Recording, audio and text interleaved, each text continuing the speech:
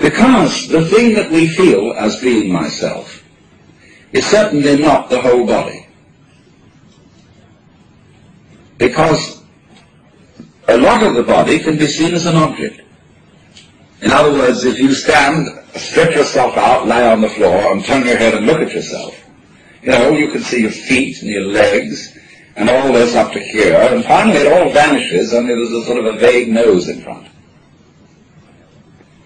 And you assume you have a head because everybody else does. And you've looked in a mirror, and that told you you had a head, but you could never see it, just like you can't see your back. So you tend to put your ego on the side of the unseen part of the body, the part you can't get at, because that seems to be where it all comes from, and you feel it.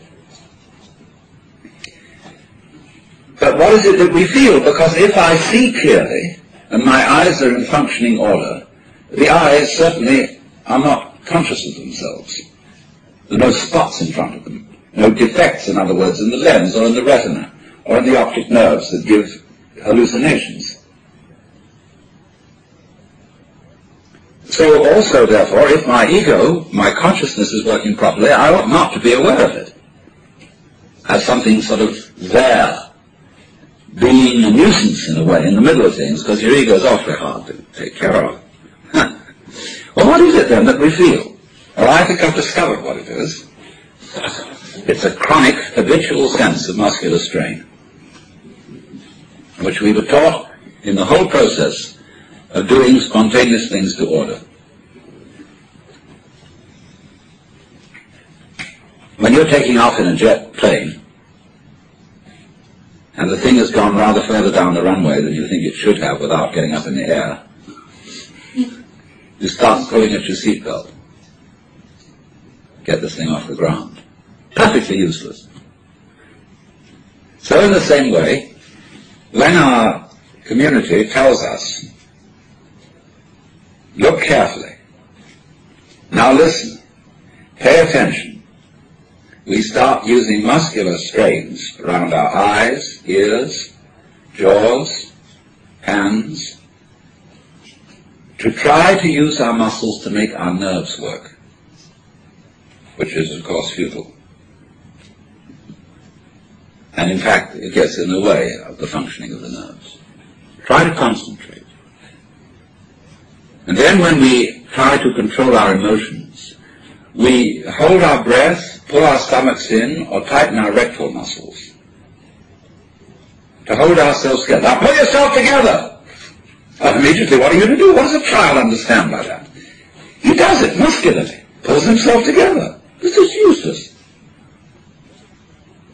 So everybody chronically pulls himself together, so that it's so funny, if you get a person that just lie on the floor and relax, there's the floor under you as firm as can be holding him up.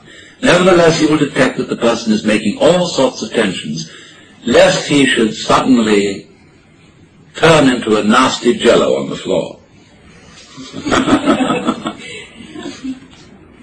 So that chronic tension, which in Sanskrit is called sankocha, which means contraction, is the root of what we call the feeling of the ego. So that, in other words, this feeling of tightness is the physical referent for the psychological image of ourselves. So that we get the ego as the marriage of an illusion to a futility. Even though the idea of an I with a name, with a being, is naturally useful for social communication, provided we know what we're doing and take it for what it is.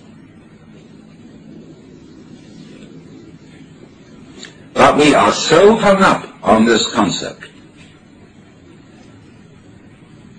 that it confuses us, even in the proposition that it might be possible for us to feel otherwise.